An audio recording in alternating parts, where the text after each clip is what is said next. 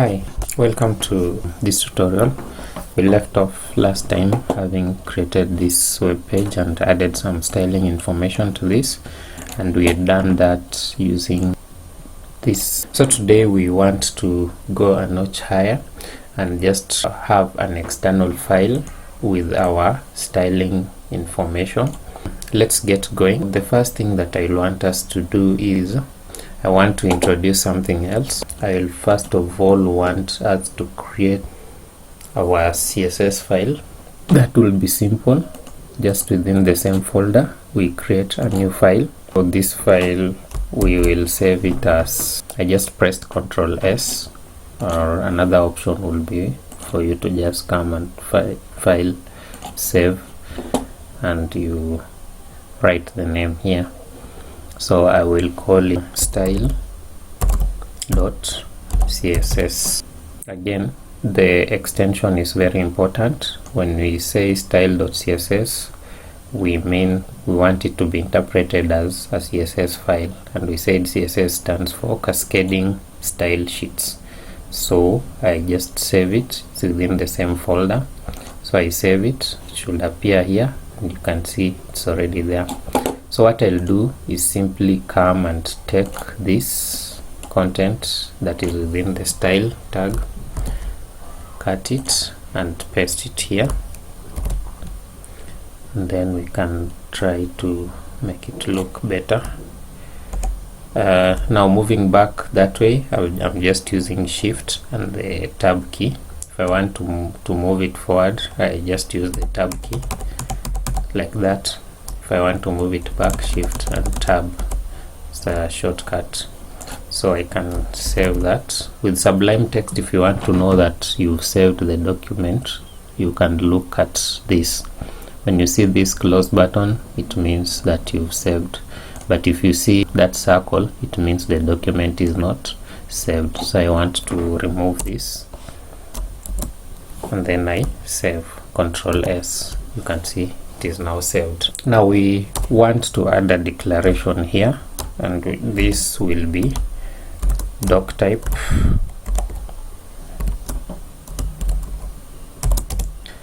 HTML. What this simply means is I want my file to be interpreted as a HTML5 document. This is just to help our browser know that this is a HTML5 document. And then something else I'm going to introduce in the head tag is maybe I can add the char set meta char set. As I said, there are several meta tags that we can always add, but this one is just meant to help our browser determine the encoding for all the characters. So the one we are going to use here is UTF-8. Never mind what that is all about. It helps determine the rules of the markup language, the HTML that we are using. HTML is actually a markup language, that is a hypertext markup language. This will help the browser to render it properly. When we've done that and we try to reload our page, as you can see, there is nothing to show that this style or this file is the one that we are using. So if I reload my page here, it should go back to the very original basic page that we had, which had no styling associated with it. So if I reload, that is what I get. All our styling information is lost like that. So how do we get it to pick this styling information that we added in our CSS file? So how we do that is we come here back to the head tag, and we include now our style sheet, this one. And the way we'll do that is we will use a link. We create a link to that style sheet, and then we say we add this to show that it's a style sheet, and then we add now the actual link using href. This simply shows the path to the CSS that we are using, and in our case it's again in the same folder as the web page, so we just type style.css and then we close it. So after closing it, this is also another example of a self-closing tag, so you could add that. So if we reload it, you can see our styling information is back, and if you want to confirm that it is picking from this CSS, you can, as I said, we have our inspector tool, so we just use it to debug. It's a very powerful one. So for instance, if I want to look at this image and the styling information associated with it, you can see on the side it gives me the ID where the styling information is coming from, the document and the exact location of the code. Like in this case, it's telling me that this is the code, the styling associated with main image, and it is found on style CSS line 7. And if we come here, look at our style CSS line 7, that is where we have the main image. If you come to our sources here, you can also be able to see the different files within my folder. I have the web page, it is there, you can see it. If I click on style, you can also see my CSS file, it's there. And if you click on this, this is the image. All these are under sources. Another way of viewing this whole thing, you just Control U and it brings you the whole page. As you can see, all the things that we added are there. If you want to see our style sheet, it is here. So if I click it, it will open it for me. You can see here. If I want to see my image, it's here. Just click on it and you can see it brings the whole image. So what we want to do today is we want to introduce a sidebar. We just want to have a sidebar on this side of the screen, then the rest of the information, and that should be under the title. We have the title and then we have a sidebar on the left, and then after that we have the rest of the content on the right. We will introduce in the body. After the main heading, we want to introduce two divs. I told you we'll be using divs quite often, so we can have the first div and then the second one. So the first div, I'll give it an ID of sidebar, and then the second one I'll give it an ID of main contents, like that. Anything that is to appear in the sidebar, I'll put it within this div, and anything that I want to appear in the main content, I'll put it within this div. Notice that when I click this, it shows me where the div is closed. The same with the rest of the others. For example, if I click here, it will show me where it is closing. If I click the table here, it will show me that it ends here. The same with this and any other element. So what I want to do is I want to add this entire content up to this point. I want it to be part of the main content.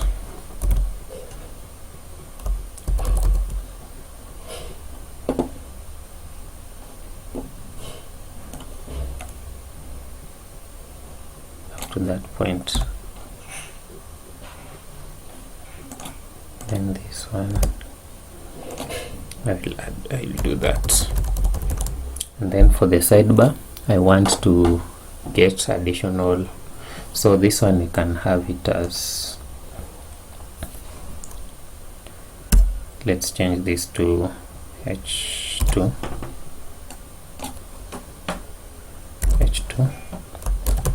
So far no styling information added to that as yet, so we still have it the way it was, and we will get some additional content to put in our sidebar. Maybe we just have a heading 2 and another paragraph for now. So heading 2, just call it this is my sidebar, and then the other paragraph, which I will generate from my Lorem Ipsum generator.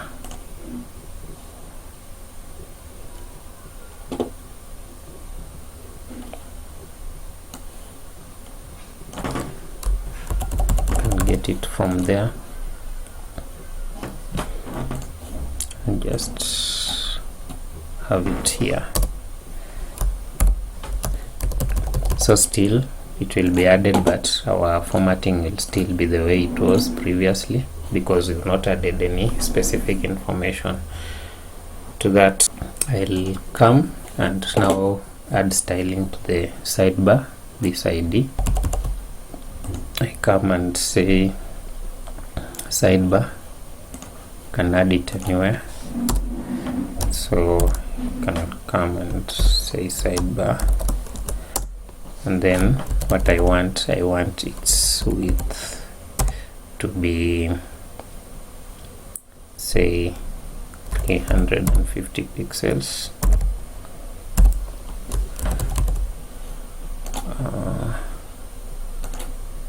So we reload. That is how it looks. But now we want this text to come on its side. So first of all, let me reduce it to 300 instead of 350.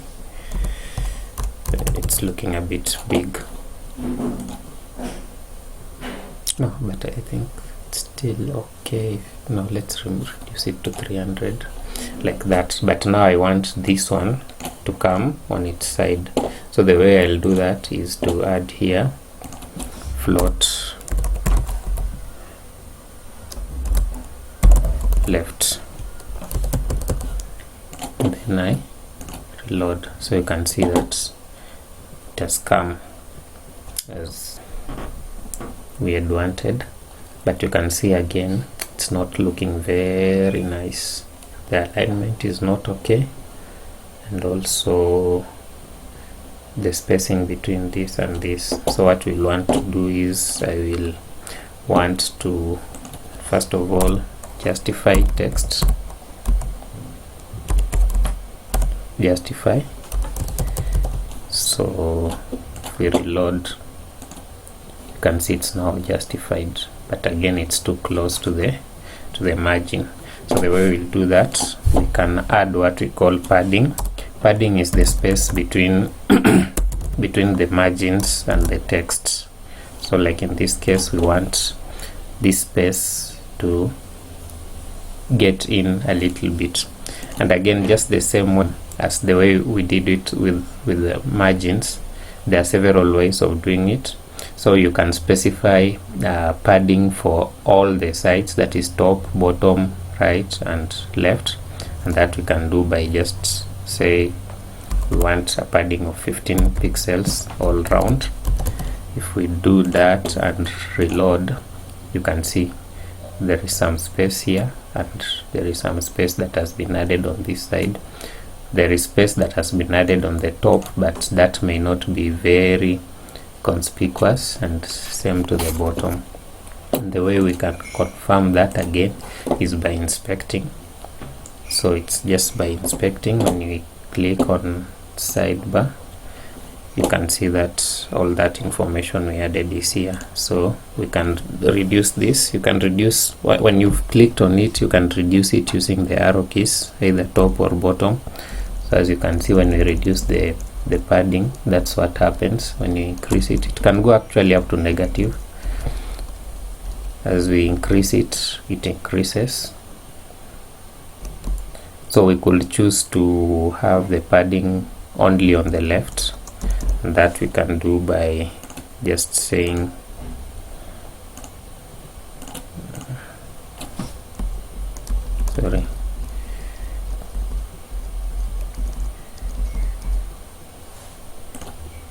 so we can have padding only on the left, so we just say padding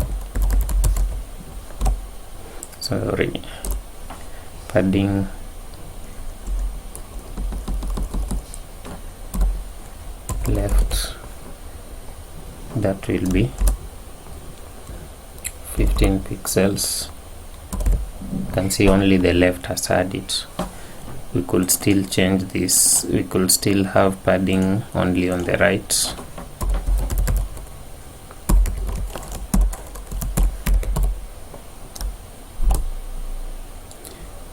Call it 15 pixels. You can see it's only showing on the right, so that is also one thing that we can do with that.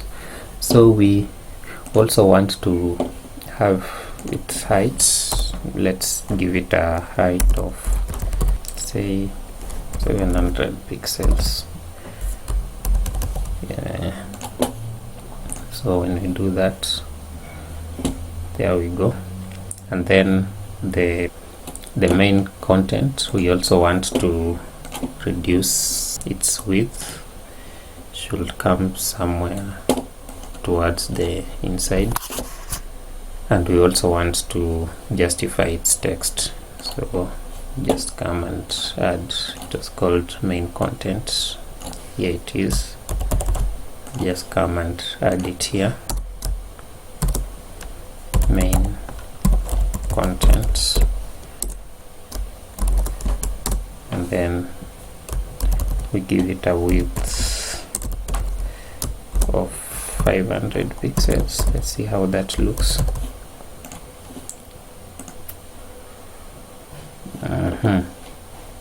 Yeah, but it is showing that way because it's actually moving downwards. It's still 500 pixels, but it is counting from this side. So the best way for us to make sure that it is all on this side, we come here and we also introduce the float left, so that it comes in just after this sidebar. So if we reload, you can see that's what's happening. So let's increase it slightly to 600. So there we go. And then we also want to justify our text.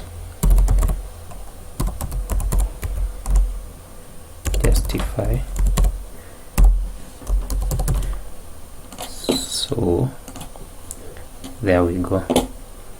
And then we will want to also add a left padding of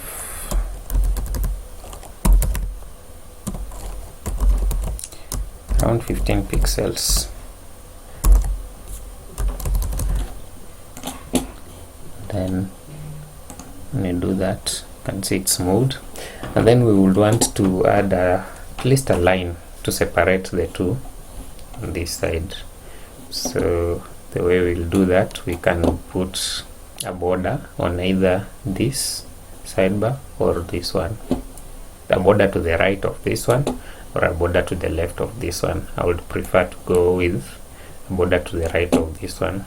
So I just come to the sidebar, and then I specify and say border right, and I say 2 pixels solid. Let's try brown and see how it looks.